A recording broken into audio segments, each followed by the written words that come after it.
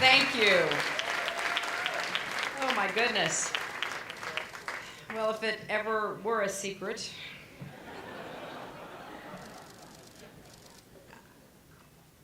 thank you, Mark, and thanks to all of you for being part of this evening to support such an extraordinary, important organization that is relied upon certainly across the world, and that includes the State Department.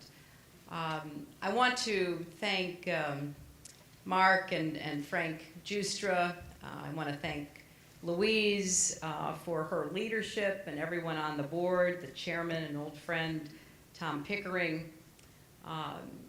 Wolf Blitzer, thank you for giving of your time, and all the generous supporters here tonight. Because for more than 15 years, you've helped policymakers see the world more clearly and respond to conflict more effectively. So I thank you. I also have a number of colleagues here from the diplomatic corps, two wonderful friends, Kati Martin, as we remember her extraordinary husband, and our friend and colleague, and Queen Noor and the work that she's done around the world. And I especially want to join in thanking our four honorees, women who inspire us with their courage and their commitment to pursue peace and justice in the face of enormous obstacles. These four women, Seema and Claudia and Shukri and Siem, are in and of themselves absolutely the kind of leaders that we want to honor. They also represent millions of women who deserve our support, because they, like the remarkable three women who accepted the Nobel Peace Prize last Saturday in Oslo, challenge us to think more deeply about what making peace really requires. They help us see that persuading warring parties to lay down their arms is only part of achieving peace. True peace also takes reconciliation and justice. It requires opportunity and sustainable security for all citizens. Peace without these things is hollow and fleeting. Indeed, it often turns out to be no peace at all. And women can be a powerful force for peace across all these dimensions. Consider what did happen in Liberia in the spring of 2003. Those of you who have seen the movie Pray the Devil Back to Hell know this story. Thousands of women from all walks of life, Christians and Muslims together, flooded the streets, marching, singing, and praying. Dressed all in white, they sat in the fish market under the hot sun and a banner that said, "The women of Liberia want peace now." They built a network of women across the country, even as violence flared all around them. And when peace talks finally began, they staged a sit-in at the negotiations, linking arms and blocking the doors until the men inside reached an agreement. The peace was signed, the dictator fled, and still they did not rest. They turned their energies to building an enduring peace, a peace that would deliver results for their families and reconciliation for their nation. And in time, a woman, Ellen Johnson Sirleaf, was elected and became the first woman ever elected president of an African country. Her election gave new hope to the people of Liberia, men and women alike, and inspired millions of us around the world. Today, there are dozens of active conflicts across the globe, many of them brutal civil wars, which threaten the lives of millions of men, women, and children, as well as our own interests and values. These conflicts create space for pirates and terrorists to operate with impunity and send waves of refugees across borders, threatening regional security. They involve non-state actors, from militias to cartels to child soldiers, making them much more complicated to resolve. And they are growing increasingly deadly for civilians who face abduction, rape, and dislocation on a massive scale. Non-combatants represented 10% of the casualties in World War I, 50% in World War II, but as high as 90% in many recent conflicts in Africa. In these wars, civilians are not collateral damage, they are primary targets. Over many decades, American leadership helped to build an architecture of institutions and alliances designed to prevent full-scale conflict between the world's great powers. But traditional peacemaking methods are proving less effective at preventing and ending smaller conflicts and civil wars. More than half of all peace agreements fail within 5 years. The recidivism rate for civil war is particularly high. According to the World Bank, 90% of the last decade's civil wars occurred in countries already scarred by conflict. So there has to be a better way, and we need to work together to forge a new approach to making peace. And I know that in this work, the crisis group will be in the lead. We can start by asking what's missing from most peace talks and the agreements they produce. One answer to that question is women.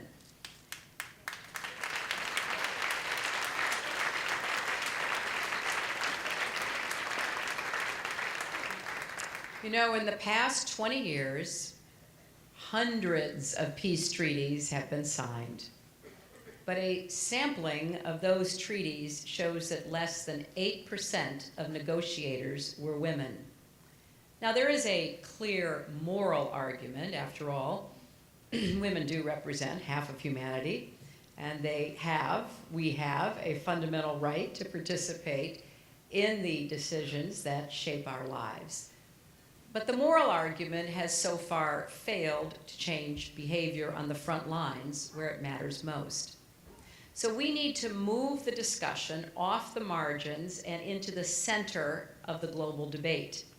And we, frankly, have to appeal to the self-interest of all people, men as well as women, because including more women in peacemaking is not just the right thing to do, it's also the smart thing to do.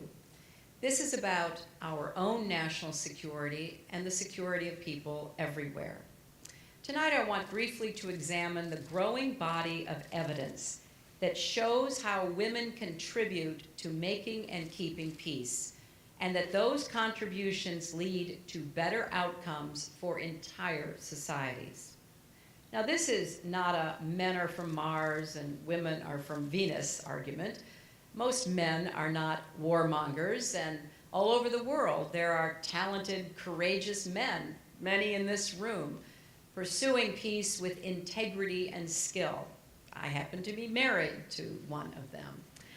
And powerful women leaders like Golda Meir or Margaret Thatcher have led their nations in war. And if it is still rare to see women carrying arms in conflict, it is not uncommon to find them supporting the men who do. Women who win acclaim as peacemakers, however, like the Liberians in that fish market, are motivated not just by altruism, but by a very practical understanding of the costs of conflict and the benefits of stability. They are looking out for their own interests as much as any man. Remember the statistics that I mentioned earlier, how often peace agreements fail, how frequently civil wars recur. Now, there is no silver bullet, to use a mixed metaphor, but there is a silver lining when men and women work together as equal partners. The question of how women contribute to peace and security deserves far more quantitative research and rigorous study than it has received to date.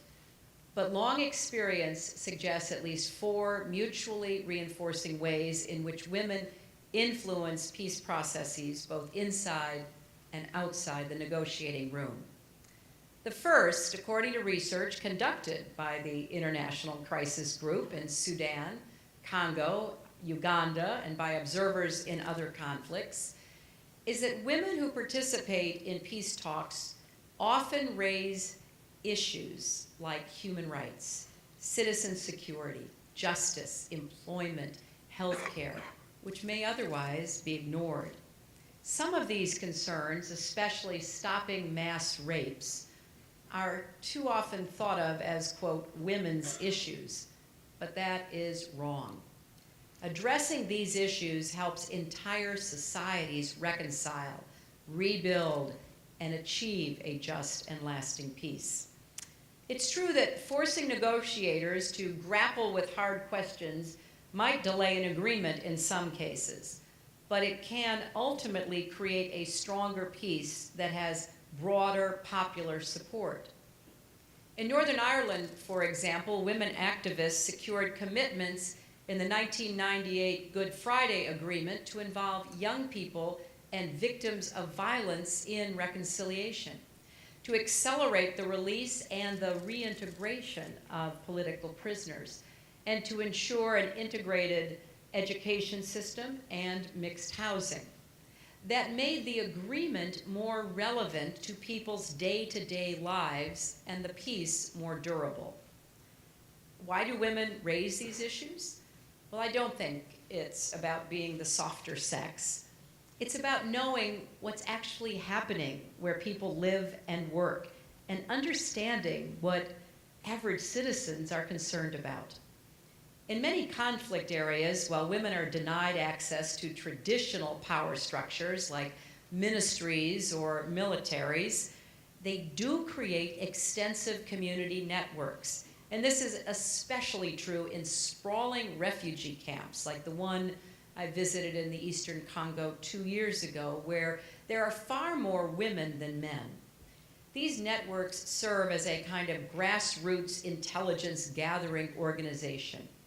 In Darfur, for example, when male negotiators deadlocked over control of a particular river during the 7th round of the 2006 negotiations, local women pointed out that the river had already dried up. I love that story. Just as they benefit from a wide range of civilian issues, peace talks also are strengthened by a wide range of citizen voices. In many conflicts, ethnic and religious minorities, as well as civil society leaders, are excluded along with women. And this perpetuates divisions that can lead to future conflict, and it silences important perspectives. And this brings me to a second way that women help achieve just and lasting peace. They speak on behalf of other marginalized groups and across cultural and sectarian divides. At Afghanistan's constitutional Loya Jirga in 2003, for example, women accounted for 20% of the delegates, and they successfully advocated for equal rights for all Afghan citizens. Many women also came together to support Uzbek efforts to gain official status for their language. And let me add that as the process of reconciliation and transition moves forward in Afghanistan, we cannot and we will not ignore the contributions of Afghan women. The United States will continue pushing the Afghan government to include women, civil society, and ethnic minorities at all levels of the reconciliation process. And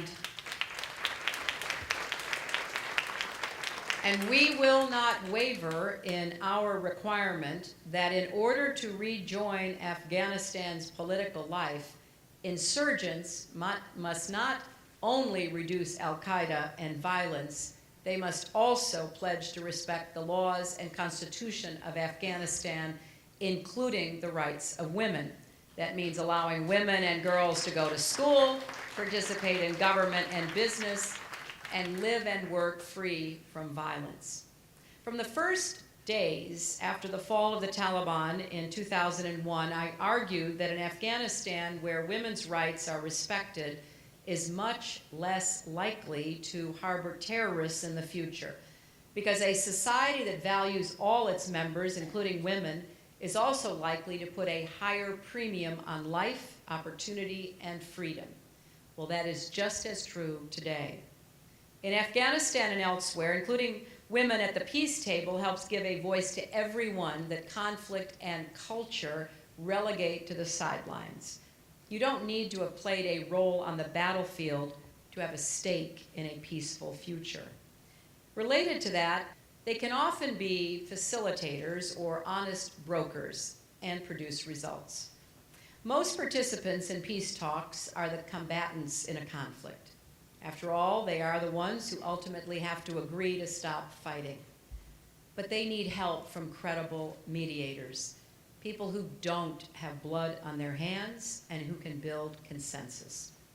Field research has found that when women participate in negotiations, especially in large numbers, men behave less aggressively and are more willing to compromise.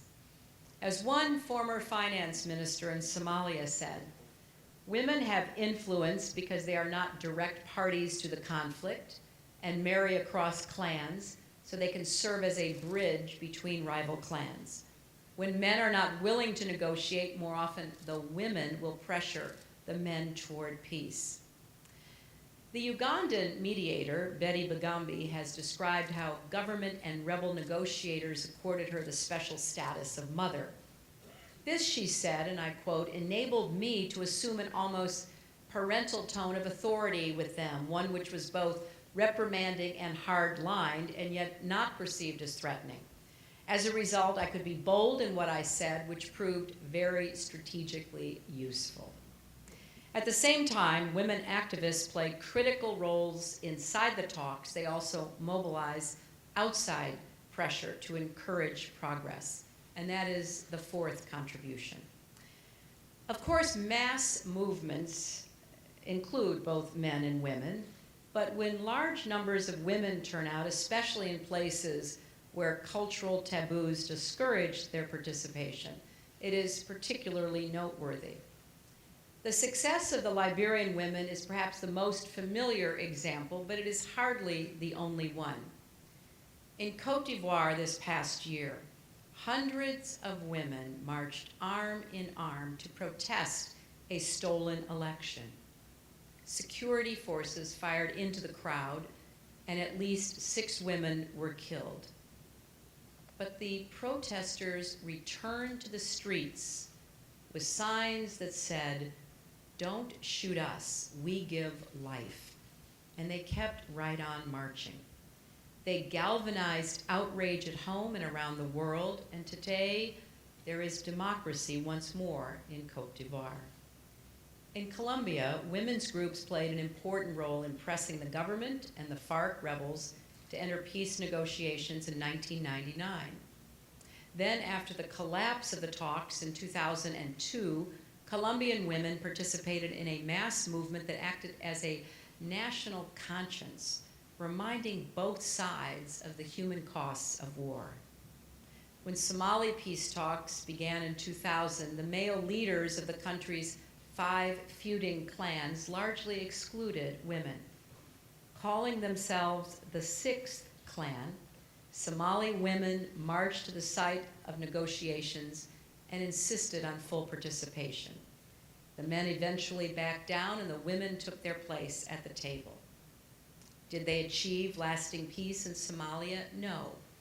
but they did help produce an agreement that, at least on paper, guaranteed political participation for women and protected the rights of others as well.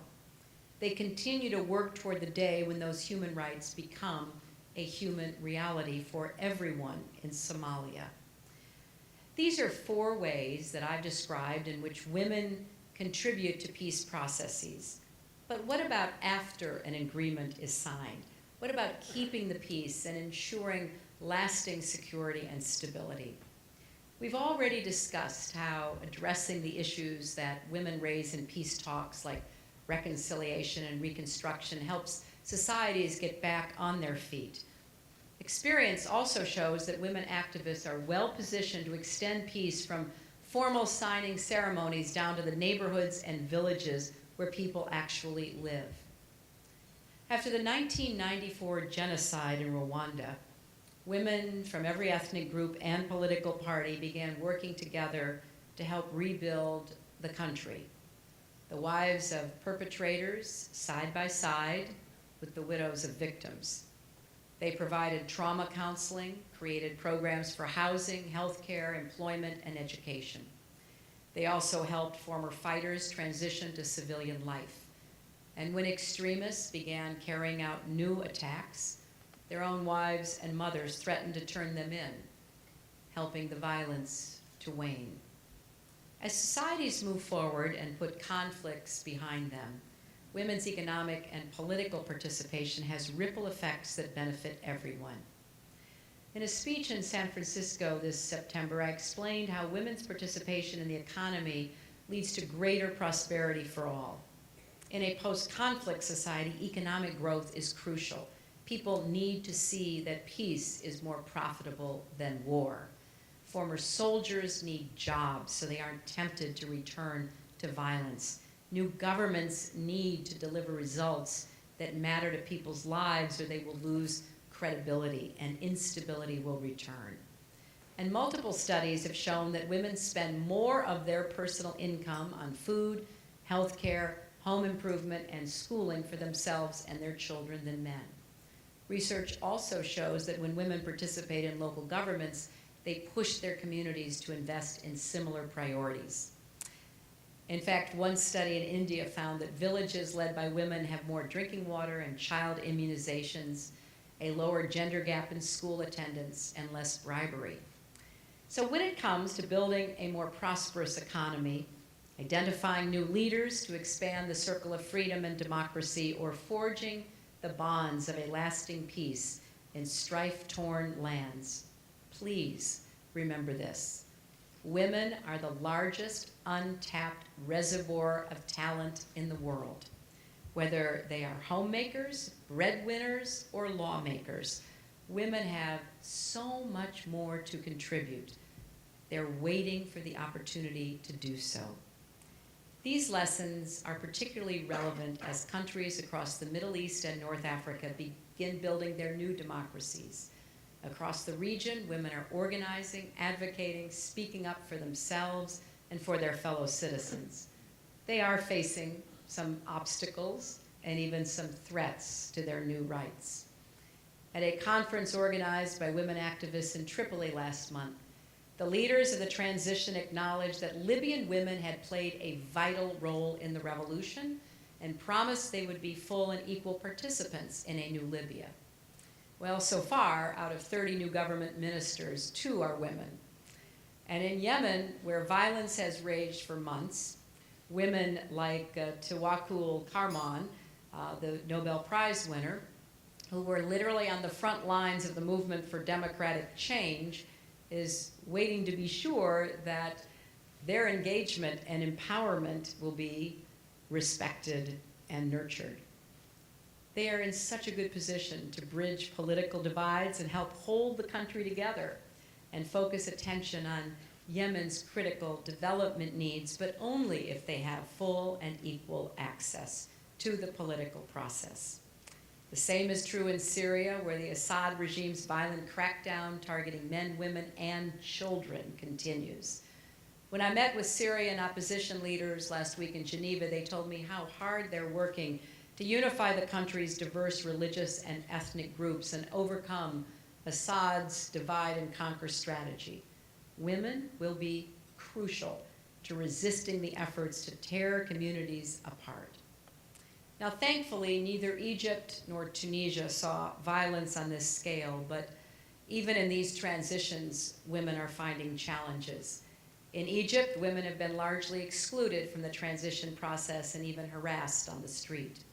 The best organized political parties supported few women candidates in the recent elections, and the positions of these parties thus far on women's rights remain ambiguous at best. We hope they recognize that Egypt's revolution was won by men and women working together, and its democracy will only thrive by men and women working together. And in Tunisia, women strongly reacted to suggestions that the personal status quo might be amended to roll back their rights. And they were joined by many men. In the elections, transitional authorities required political parties to field equal numbers of male and female candidates, and women won about a quarter of the seats in the new Constituent Assembly, assuring themselves a strong voice as the transition moves forward. We are working closely with these countries undergoing these transitions to democracy because we know they're fraught with challenges. We saw what happened in Iran in 1979, how a revolution was derailed by new autocrats. And from the Balkans to Iraq, we've also seen how old divisions can sow new violence. A major challenge will be working with your help in the crisis group to prevent this from happening. And let me be very clear, democracy will not flourish in the Middle East or anywhere if half the population is left out. So let's pledge ourselves to the proposition that women must be equal citizens and equal partners with men, recognizing that the changes we seek and the aspirations of the people that we support will not be realized overnight. That's true around the world. It's true even in our own country. Many of us have been working on these issues for decades, and I remember very well being in Belfast in 1995 with a group of Catholic and Protestant women who had lost sons and brothers and husbands in the Troubles. They attended different churches on Sunday, 7 days a week. They were separated in housing and usually employment, but they all were saying silent prayers, the safe return of a child from school or a husband from work at night. 7 days a week, their families struggled with the same fears and burdens, and finally those women were able to see past their differences and to focus on what they both shared, and they therefore created vibrant cross-community organizations that became instrumental in the peace process. And as Mark Lazary said at the Fourth World Conference on Women in Beijing, we included a section on women and armed conflict in the platform for action. Then in 2000, the international community took a major step by adopting UN Security Council Resolution 1325, recognizing that women are not just victims of conflict, they are agents of peace. So let us move beyond women being seen as spoils of war to making sure for the first time that the world is looking at women as actors, not victims, as leaders, not followers. The United States proudly supported 1325 and 4 follow-up resolutions. And we're pleased that the UN, NATO, and many other nations and institutions have made important strides in implementing these ideas. But the promise remains largely unfulfilled because legal and structural barriers in too many places prevent women from participating. Cultural norms, real or imagined, often create physical threats that prevent them from attaining a formal role. Well, we can't wait any longer, so on Monday, the Obama administration will launch a comprehensive new roadmap that will be accelerating and institutionalizing efforts across the U.S. government to advance women's participation in making and keeping peace. And in a speech on Monday at Georgetown University, I will explain how our troops, our diplomats, and our development experts will all work together to take our commitment to UN Security Council Resolution 1325 to the next level and make it a priority for American foreign policy.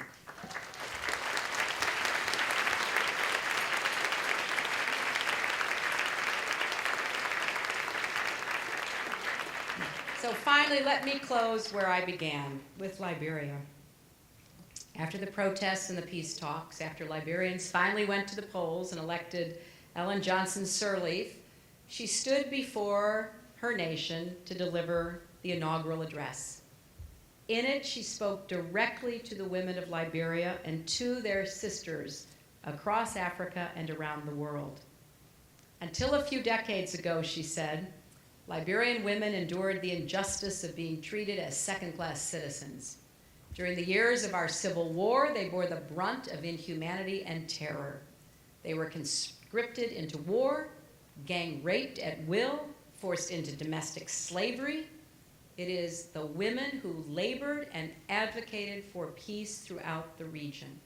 And now, she said, the future belongs to us because we have taken charge of it. It is time for all of us to take charge of the future, to change how the world thinks about conflict and how we stop it and prevent it, about security and how we provide it, about peace and how we realize it. And as we do so, it is past time for women to take their rightful place side by side with men in the rooms where the fates of peoples, where their children's and grandchildren's fates are decided, in the negotiations to make peace and in the institutions to keep it. And I am very grateful that all of you who are here tonight supporting the crisis group understand and are committed to these goals. Let us work together to achieve them. Thank you very much.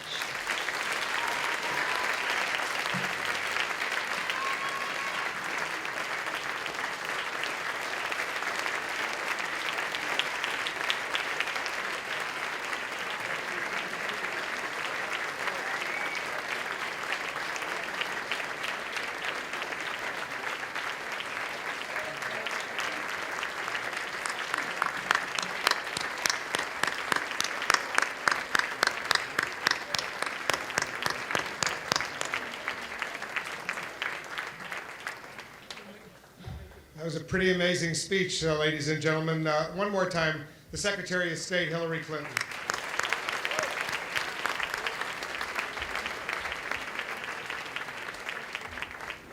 I'm a news guy, so there was some news at the end of that speech. Journalists, we don't bury the lead, as we say. We do it right at the top. She buried the lead right at the end of the speech. She announced a major new U.S. initiative that will be formally announced next week at Georgetown University, but she previewed that with us, so we're grateful to getting a little bit of advance word on the news that will be coming forward. God knows there's so much that needs to be done to help women all over the world, including here in the United States. You know, women have done remarkable things in the United States. I suspect, though, all of us appreciate the fact that there still has not been an American woman who's become president of the United States. We've had a few secretaries of state, Madeleine Albright, Condoleezza Rice, Hillary Clinton. One of these days there will be a woman who will be president of the United States, and I think all of us men will be deeply appreciative of that, because I think Hillary Clinton is right.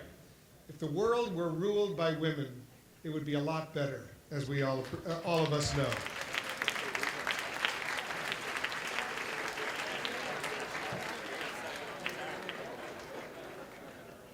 Maybe you disagree with me. You know, there's so much that needs to be done all over the world. You know, and we're gonna have dessert, and Sarah McLachlan is gonna be performing, the Grammy Award-winning artist, in a moment. But I just want to leave you with this one thought, that we are blessed to be able to participate in an event like we're participating tonight. There's so much more that needs to be done, and I'm sure all of us have been motivated to go forth and do it. Let's enjoy some dessert, and then we'll continue with Sarah McLachlan. I think you'll want to hear her perform. Stand by.